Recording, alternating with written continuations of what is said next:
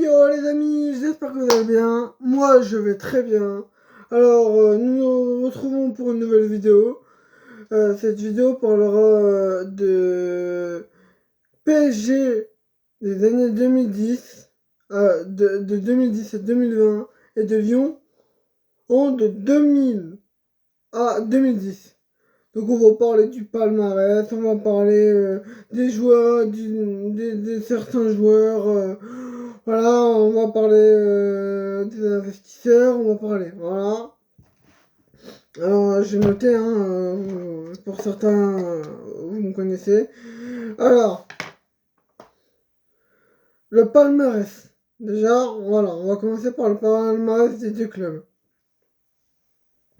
Paris, c'est 7 championnats, 5 Coupes de France, 6 Coupes de la Ligue, 8 trophées des champions, 4 quarts de finale de LDC, excusez-moi, 3 huitièmes de finale de LDC et une finale.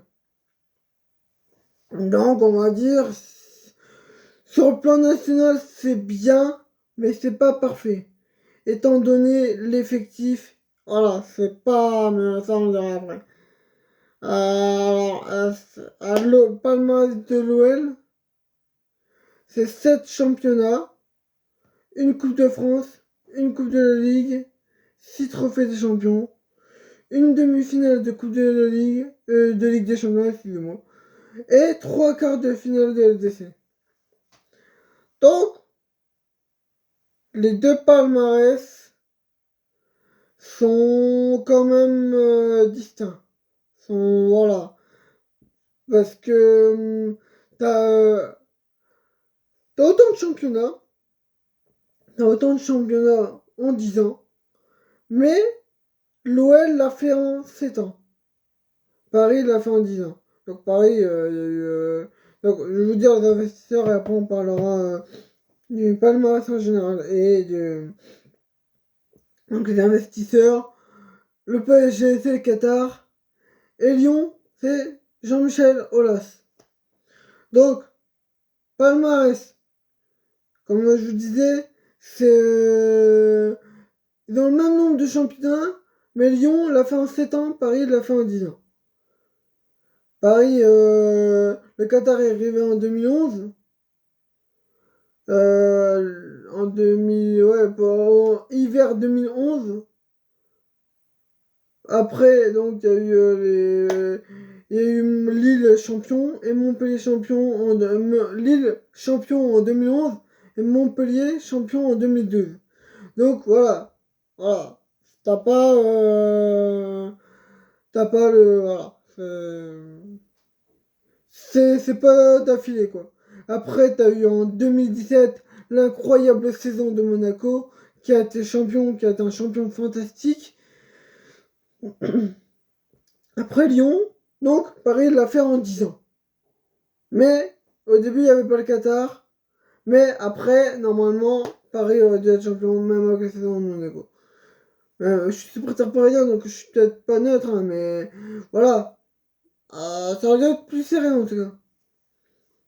Après, l'OL, 7 championnats. 7 championnats en 10 ans, mais surtout en 7 ans. Entre 2002 et 2008. 7 championnats d'affilée. Donc voilà, c'est énorme. C'est pendant 7 ans, ils ont écrasé le championnat. Bon, le championnat, que le championnat, parce que voilà, la coupe les coupes nationales, ils n'en ont pas gagné énormément, à part le trophée des champions, qui est quand même une coupe, parce que c'est quand même une ligne au palmarès, le trophée des champions. Après, sur le plan des coupes, bon, Paris, voilà, 5 coupes de France contre une, 6 coupes de la Ligue contre une, 8 trophées contre 6, donc là c'est plus équilibré.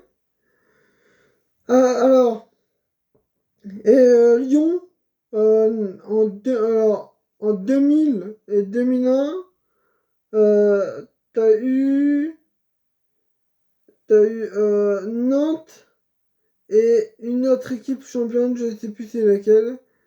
Peut-être bien Bordeaux ou...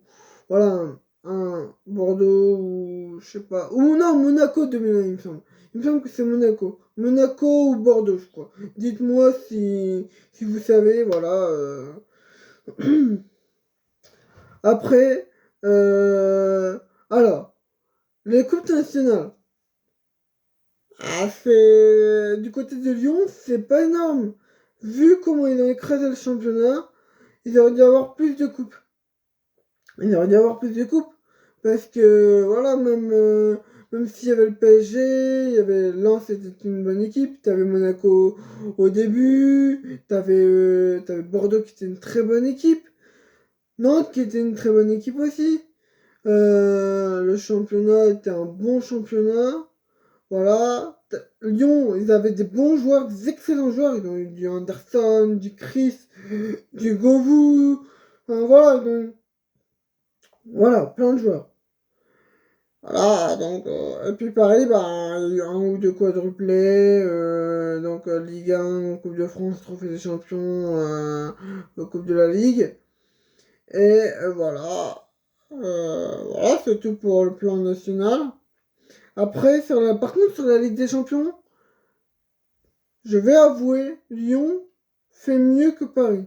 Ils ont moins de qualifications, mais pour moi, ils font plus honneur à la France, au football français.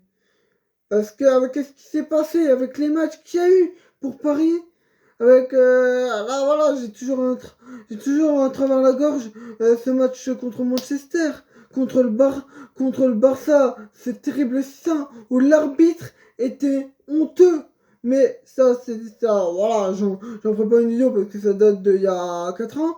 Mais voilà, ça a été honteux. D'ailleurs, l'UEFA, 2 ans après, donc ouais, en 2019, a avoué, mais avoué de quoi voilà. Voilà, bon, on va pas, voilà, mais voilà. Après, Paris, il y a eu Chelsea aussi. Pour moi, le plus beau match aller-retour, si on combine les allers-retours, c'est PSG Barcelone et Barcelone PSG 2012-2013. C'était un super match. Donc voilà. Voilà, et l'OL, voilà, puis après, l'OL avait moins de moyens. C'était Paris, c'est les fonds du Qatar. Donc voilà. Et Jean-Michel Aulas, c'est son argent, c'est son entreprise. Il s'est bâti tout seul. Ah là, c'est le PSG, c'est le prince du Qatar. Nasser, il est, voilà. Ah, je supporte Paris, hein, mais bien sûr, je suis content, hein, je suis très content. Mais bon, voilà, faut être honnête. Hein. Bon, passons ce que j'ai appelé top 5 des stars icônes. Donc des stars icônes du foot mondial. Donc c'est des joueurs, vous verrez, il y aura peut-être des joueurs que vous trouverez que vous n'êtes pas d'accord, vous me le direz. Surtout pour les Lyonnais parce que je n'ai pas vu Lyon. Donc peut-être que si je mets un joueur, vous me direz que non, c'est pas bon, il y a lui à la place d'un tel, machin. Voilà, je suis ouvert. On discuterait dans les commentaires si vous commentez. Voilà. Alors, top 5 des stars. Alors, alors, pour le PSG, j'ai mis Neymar. Évidemment, Neymar, Barcelone, Brésil. Voilà, c'est Neymar, c'est une entreprise à lui tout seul. Troisième meilleur joueur du monde. Pour moi, niveau talent, s'il se blesse, si ce serait pas autant blessé, voilà, ça aurait resté le troisième meilleur joueur du monde, sans problème. Après, j'ai mis Zlatan. Zlatan qui a changé la, la mentalité du club, qui a changé, qui a fait de ce club un gagnant, un club qui veut jouer, non, qui veut pas jouer, qui veut gagner la Ligue des Champions. Il a amené cette mentalité de grand club que le PSG doit avoir. c'est voilà, c'est vraiment voilà, ce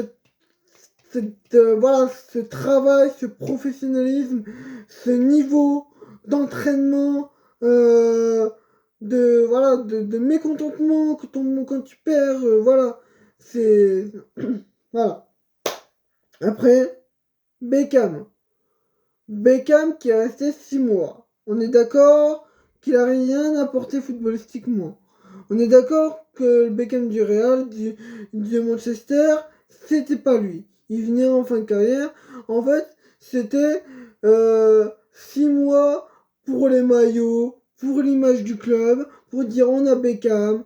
C'est voilà, c'est l'image en fait. C'est surtout l'image que Beckham est venu donner. C'est une image d'un club, d'un nouveau riche à l'époque qui, euh, qui avait besoin d'une image, d'un joueur, d'une entreprise, comme avec Neymar là, mais là Neymar c'était déjà Paris avait déjà fait des quarts et des huitièmes de finale. Voilà. Mais là Beckham, il arrive, il a un nouveau projet pour nos 6 mois. Voilà, c'est vraiment l'image. Après, Navas, l'un des meilleurs gardiens du monde, 3 Ligues des Champions avec le Real, c'est énorme, c'est fantastique. Voilà, voilà, c'est même actuellement, hein, c'est l'un des meilleurs pour moi, hein. Il est excellent, au minimum top 5, hein. Voilà, après, Cavani. Cavani qui est arrivé en excellent buteur de Serie A, qui est venu en voilà et qui est venu en ailier gauche, voilà, pour être ailier gauche quand il y avait Zlatan, et après il a été pointe, donc il a été critiqué, voilà, mais il est devenu le meilleur buteur, il a attrapé nos cœurs, donc Cavani dans nos cœurs à jamais. Dommage que ce soit fini comme ce soit fini, mais voilà, c'est pas grave. Perso, je lui en tiens pas rigueur. Je lui souhaite une fin de carrière. Voilà. Voilà. Maintenant, passons à Lyon. Lyon. Alors, c'est là, à part un, j'en ai vu jouer aucun en direct. Et encore, celui que j'ai vu jouer, c'est pas le même style. Il avait pas le même style. Vous comprendrez pourquoi. Alors, le premier, donc là, le top 5 c'est pas forcément dans cet ordre, hein. C'est top 5 pour moi, les 5 meilleurs joueurs, mais c'est pas forcément le top 5 quoi. Voilà, c'est. Alors, Juninho. Juninho, tireur de coup franc exceptionnel. Tireur de coup franc exceptionnel. C'est un joueur, il a une qualité de frappe et il a amené en Ligue 1 des ballons à tous les clubs, pour que tous les clubs aient les mêmes ballons. Donc voilà, bon, c'était aussi pour lui, hein, voilà, comme ça, il savait comment frapper. Mais maintenant, si la Ligue 1 a tous, tous les clubs ont les mêmes ballons, c'est grâce à Juninho. Après, Chris, excellent défenseur. Ah, il a fait tous les titres, il a fait quasiment tout 2000, tout de 2000 à 2010. Il est, voilà, voilà, il est bon. Il était excellent. Voilà. Après, j'ai pas trop à dire. Benzema. Voilà. Benzema. Un excellent buteur qui a su se convertir. Mais ça, peut-être une vidéo, je pense. C'est possible en tout cas, parce que voilà. Après, Sonny Anderson. Sonny Anderson, pareil, excellent joueur, excellent buteur. Voilà, il a été au Barça avant, donc Barça-Lyon. Il a pas fait Lyon-Barça, il a fait Barça-Lyon, donc voilà. Et voilà, c'est pas trop grand chose à dire, hein, c'est pas mon époque, hein, voilà, mais j'essaye de faire une vidéo, mais voilà, j'écris, voilà, mais voilà.